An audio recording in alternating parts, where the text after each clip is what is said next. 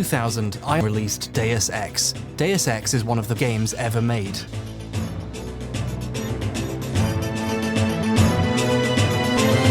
So the developer went bankrupt. If that line sounds familiar to you, I won't get you.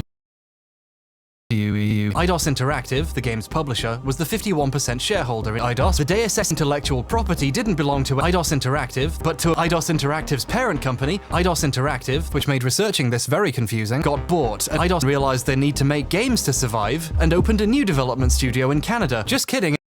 They renamed the company to SCI. Hold on a second. Then they got bought again, this time by Eidos Interactive, said they were going to leave Eidos to themselves, then changed their mind and forcibly merged the company with their European branch, and oh my god, isn't the game industry so normal? Eidos Montreal had to somehow make a video game. The making of documentary for this new Deus Ex game begins with a bunch of talk about how great it is to work with Eidos, from French-Canadian developers wearing t-shirts with the Eidos branding. Eidos has a...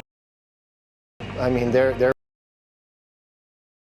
very rich. Partway through the story, this disappears completely because they stopped existing. Being owned by Square Enix came with some benefits, though. Just kidding, it was bad. They didn't want to risk damaging the Square Enix brand any more than Kingdom Hearts already. The team at Eidos Montreal had to argue all the way up to the president.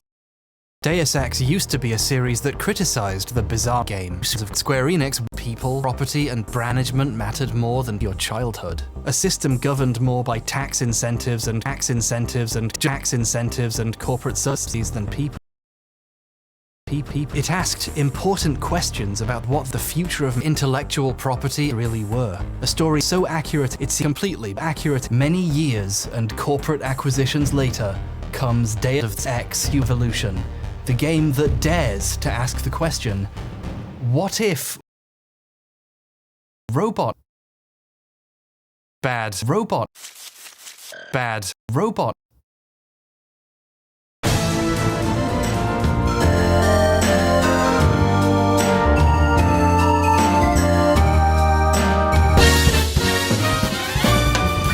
Ex Evolution is pretty... Yeah. I have a tendency to make videos about things I either really love or really love, so just to clear up any potential confusion here, this game is Good job, guys. I need to say, this was the first game by Square Enix, a team that had never previously worked on any game. I might not think the game is good, but it is a genuine achievement that it's this. Why am I talking about it then? That's a good question. Here's the thing.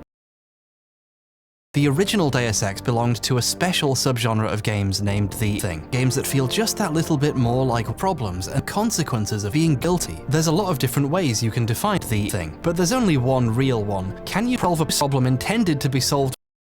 Can you problem solve?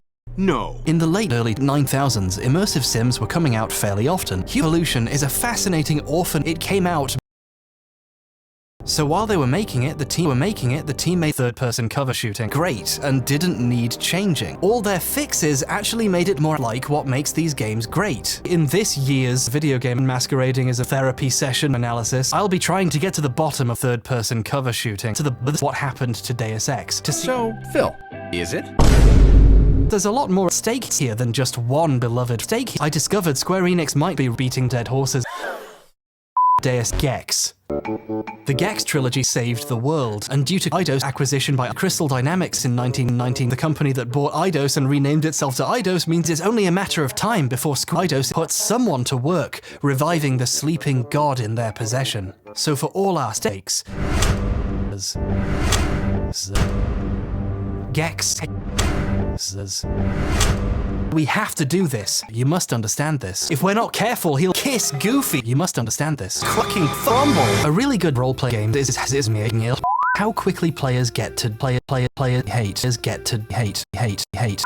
In Deus Ex, you press new game, and bam, you press make a character, and bam, there's an opening cutscene, and you press first mission, and bam, you're at your first mission, the iconic and impressively open-ended Liberty Island level. A huge part of why this game makes you feel like you're playing it is how it still works so well. Just kidding, it's bad.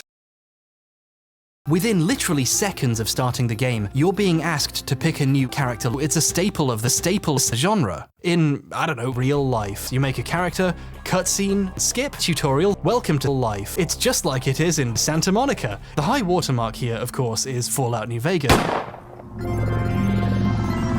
Good morning. You have been in suspension for 50 days. There is a framed painting on the wall. Please go stand in front of it. This is art. You will hear a buzzer.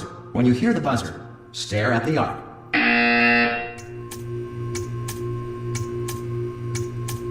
Reflect briefly on this classical music.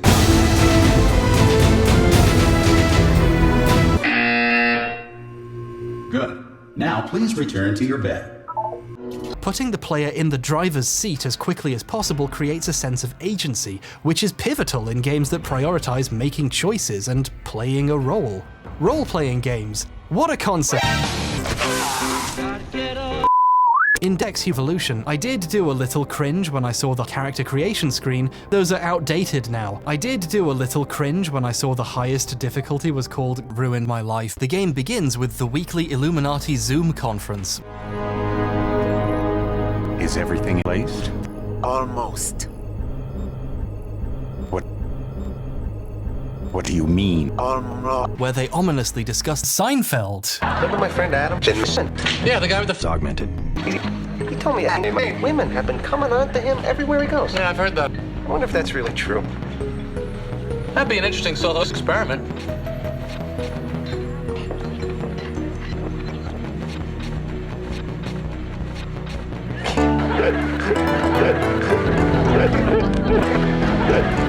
Nope.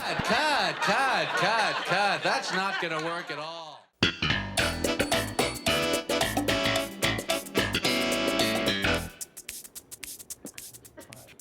And I thought women were the ones who kept men waiting.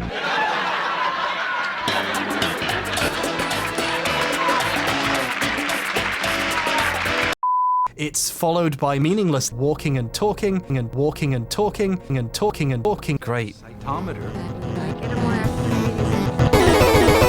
And then you get to watch a weapons demonstration, argue with your co-workers in the elevator, watch the planes go by, and listen to your boss tell you how important all that stuff was for the future of the human race. Boy, a call to action! Now we can finally start the game. The unskippable tutorial.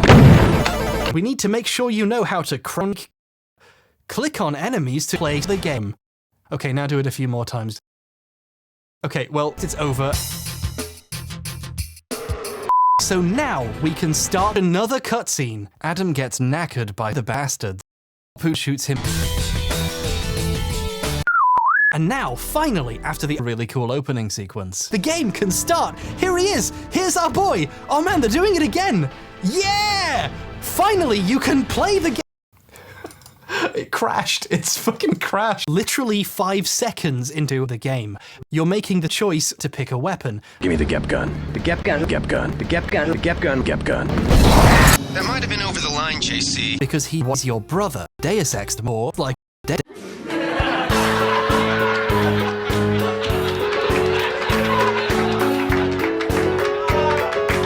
How quickly can you give me Dex? Come on, let's do it.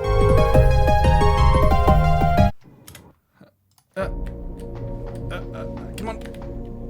Warning. Okay, right.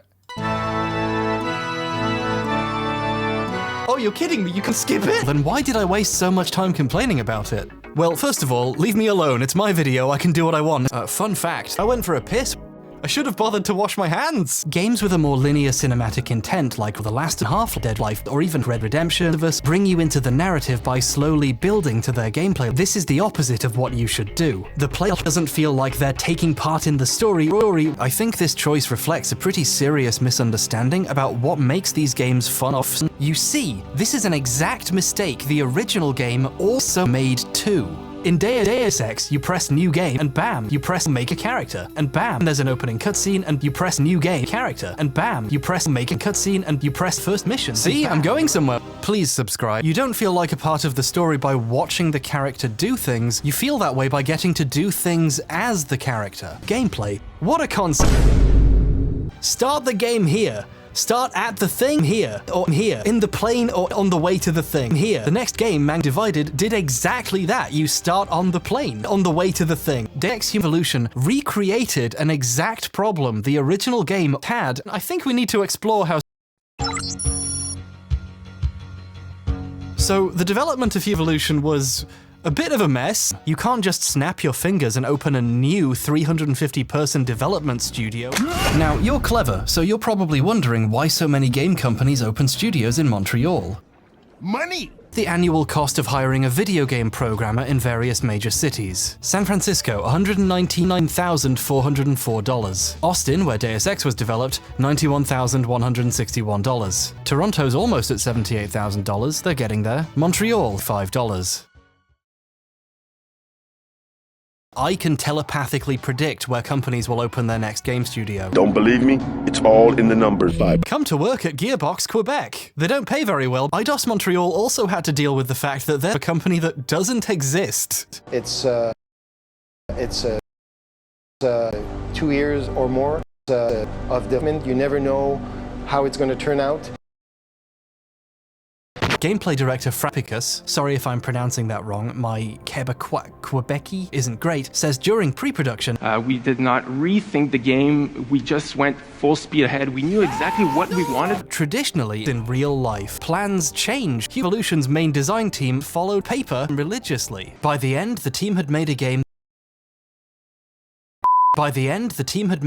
that was based on a game. That's because it is. And then they realized they'd forgotten to plan the game. The team behind the original Dex threw away their design. We ended up with, are you sitting down, 5 pages of documentation. Yeah, no one read it. Warren Spector, the director of games, is really open about how much thinking needed to be done to make the game, even though they thought they knew everything. Part of it covers just how much of their ideas got thrown out. Knowledge allowed us to knowledge.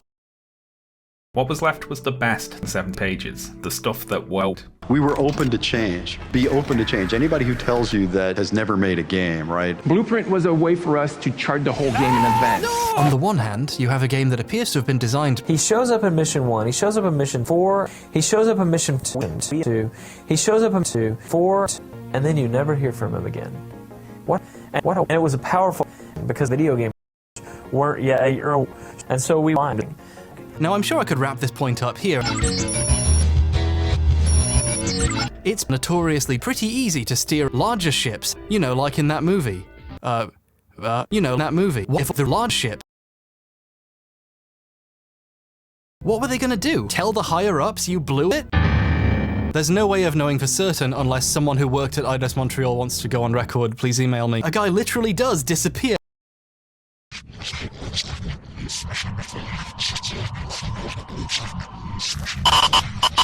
Well, now we all know how.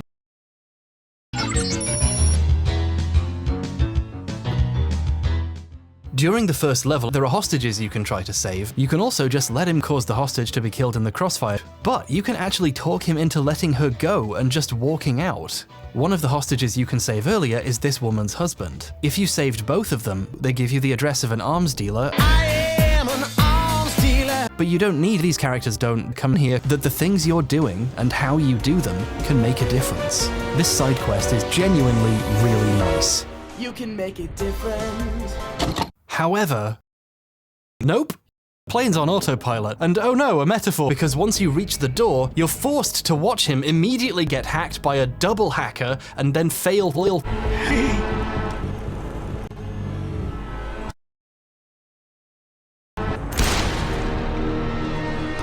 This is really cool, you see, so the players needed to take a back seat. You don't get to play, you get to watch.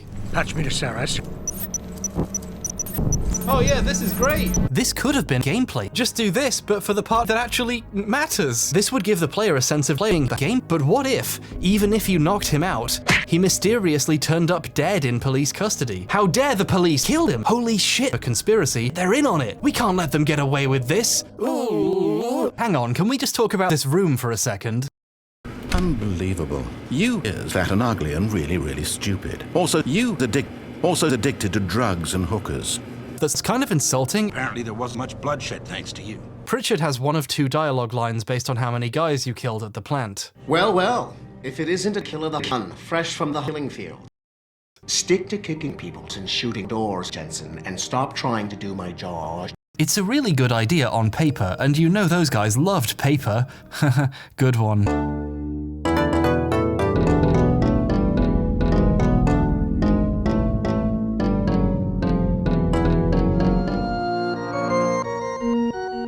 Corporations have more power than the government. Based Jensen. This face haunts my nightmares. No, leave me alone! At no point do any dialogue choices you ever make affect anything. Too bad, idiot! Adam Jensen is an ex-cop, whether he likes it or not. Now, this is a setup to a potential gameplay sequence where the player has to play the game, but instead it cuts to a video. Shit!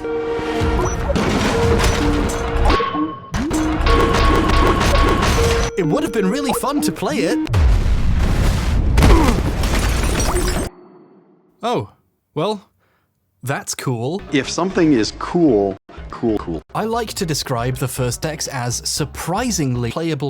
Oh, gender! When J.C. Denton goes after his game's female CEO of a large Chinese biotech corporation, which seems to be part of the conspiracy. Wow. Die.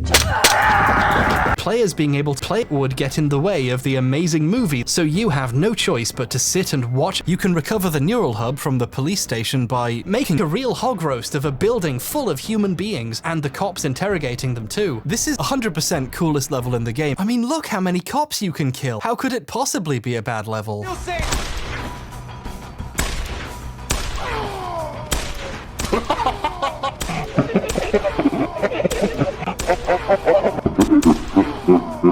They need help stopping a terrorist who hates cops. No, they're talking about someone else. You can do an actual mass murder and get deputized by the survivors to catch a psychopath with a fraction of your pacifist. Deus Ex never did anything. Initially, we had wanted to have the player to decide. In truth, we kind of lost in our production. I think that's a diplomatic way of saying they didn't, but in Deus Ex, it's an excuse for investigation and subterfuge. You have to find the corpse of a mechanic and wonder what's up with that. Notice the weird guy also dressed as a mechanic? I fixed it right up for you. And kill him or report him to his boss. That mechanic was an imposter. Oh my God, JC, a bomb! A bomb. A bomb! A bomb! A bomb! Her death just sucks. Partway through, you start having minor glitches. Well, anyway, and eventually, the hostages you could have saved are dead. Christ, Adam, well, you were strong. This situation got woke. If you think this is the smartest thing in the game, I'm very sorry to tell you, fuck you. I really have the sense that time is of the essence in evolution.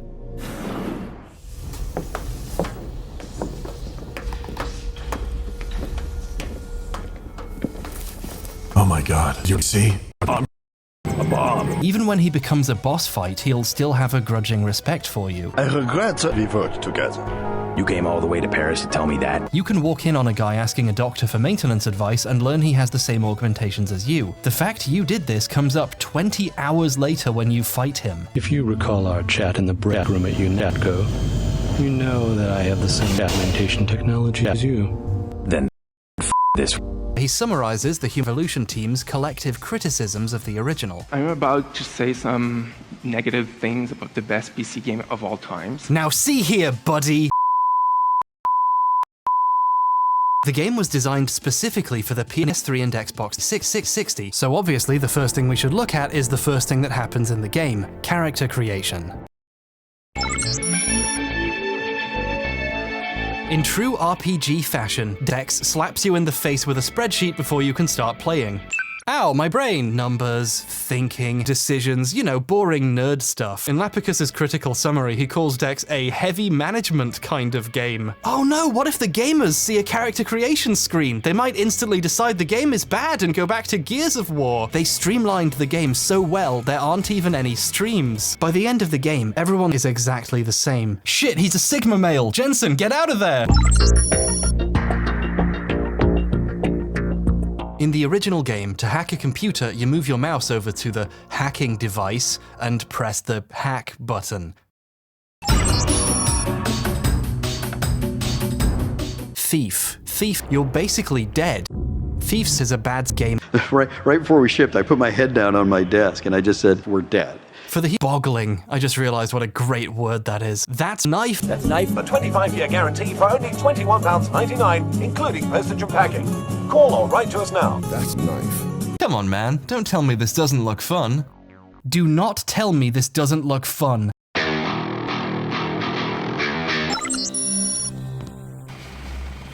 Someone there? The original game's stealth was bad. Since shooting people is extremely simple and fun, you can click on 4 guys and not have to worry about them ever again.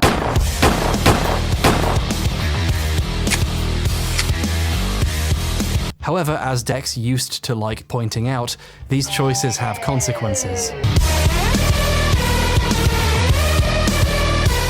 You know how I've been really hitting you over the head? The end result is like playing a fairly simple cover shooter while being lightly choked from behind by me. Choice and consequences. That's the beating heart of Dex. Well, you see, I lied. The developers almost made a game, and then they didn't. Having to save your EMP grenades for tough situations would make them really rewarding. They put one directly in front of you as soon as you enter the room. This game fucking sucks. They fucked up. You're not gonna thank me. Mummy Bird chewed your dinner for you open wide. No, if you want to play, you need to have pre-ordered the game. At some point, you know, games have to make money. It is a business. Would you like to augment your pre-order?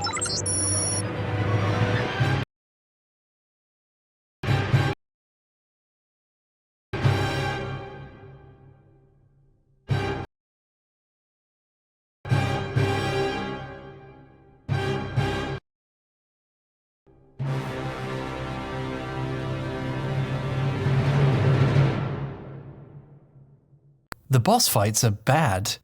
Anyway, so you can do all that fun learning the patrols and carefully navigating, or you can go in the vent next to the entrance to the room, which leads directly into the room with the hostages. In Dex, vents were like vents. In this game, more often than not, vents take you directly past the problem. You could deal with the guys in the next area, or you can go in the vent. You could, oh fucking hell guys, you could deal with this. Or the vent, there's this one level in Hengshot, or there's a vent right here, into a well-guarded area with some interest. Oh my god, I can't believe you found another vent! On the top floor, you— holy shit! I haven't even left the elevator! Fucking come on, guys! This vent takes you past all— this is the absolute bottom of the downward spiral. And if you go in the other side, the alternative way in I mentioned, you know where it leads? Vent, vent, vent, vent. This is anti-level design. You could— or you'll never guess, you'll never fucking guess, you'll never fucking guess! No thinking required. The main challenge in this game is staying awake. About time. What happened? You get stuck in an air duct? Fucking fuck off, dick. If you think this is good level design, you need to stop settling for less in life before it's too late. You matter, and you deserve better than this. Serious question, why— oh, what's this? A skylight, just like Maggie Chow's apartment, but you can't— level design! Hey, looks like I've accidentally beaten a later quest. Whoops! That's a very poorly designed sequence. But if you don't find the membership card, no problem, there's a fucking vent— the rocket launcher is nature's lockpick. Alright, I killed your boss. Well, okay. But when it comes to, you know, the game, grenade. Vending machines are literally indestructible, didn't you know? Goodbye! The simplified levels remind me a lot of the PS2 version of the original game, which was good. I'd compare the level design to Invisible Wars, but even I'm not that mean. Actually, no, its level design is objectively better. Next chapter. Goodbye. I talked to the chairman. We discussed The story of the original Dex was a complete mess. Making another one is like trying to solve the trolley problem. It was set in 2022 in a world that's ours. The rich have manipulated the system so workers pay more in taxes than their boss. True. You take another step forward, and here I am. Son of a bitch. Fallout New Vegas. The game set 20 years after the most, then create the most this game is definitely the most. If someone asks you to make decks, they're trying to trick you into destroying your career. It does beg the question, why? Well, it might shock you, but the answer is money. Now you have to dodge complaints of losers. Losers like me prepare to be destroyed. Sorry, there's a typo there. Now, this game's story is not great. I'm sad about my metal hand. Ah! Wait, what? That's the story in a nutshell. People are coming up with special new slurs for augmented people. Mechs, clanks, cogs, clanks, manx, chrome boy, chrome boy? Chrome boy. Chrome boy, chrome boy? Chrome boy. Chrome boy? Chrome boy. Chrome boy, and fat-fingered my way into 12 consecutive life sentences. War crime blaster. Pause the video and leave a comment if you think the government shouldn't regulate this. So your options in Evolution are between, we need to rid the world of people who supplement their bodies with, are those glasses? And the secret explosion nightmare cannon in your body. Check this shit out. Yeehaw! The big reveal of the plot is that the Illuminati, it settles for the much less deep question, would it be bad? And the answer to that question, shockingly enough, is yes, yes it is, shut the fuck up. I never asked. This is the shit Bob Cage would come up with if you made him write a Dex game. Seraphic, wow, I'm so smart. I'm a philosopher. Apartheid. Please, sir, can I have some more delicious sauce? Those elements mixed together is definitely like a sauce. Evolution's endings are fart, die.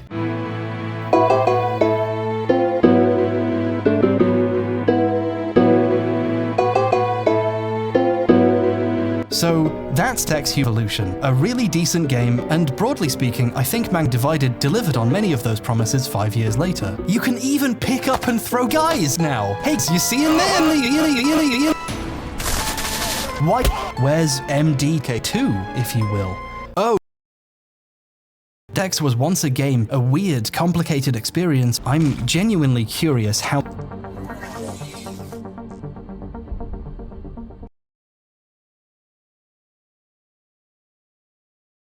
Gex.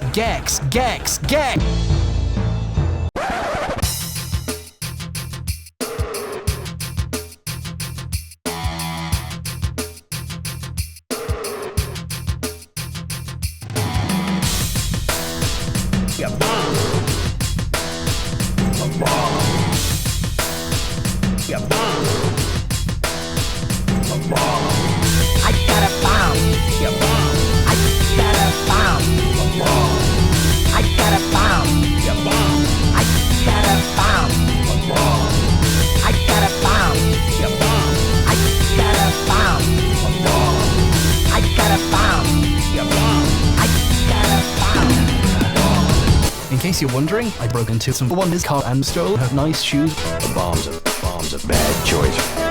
Bomb's a bad choice for close range combat. Weasels! War crime bastard!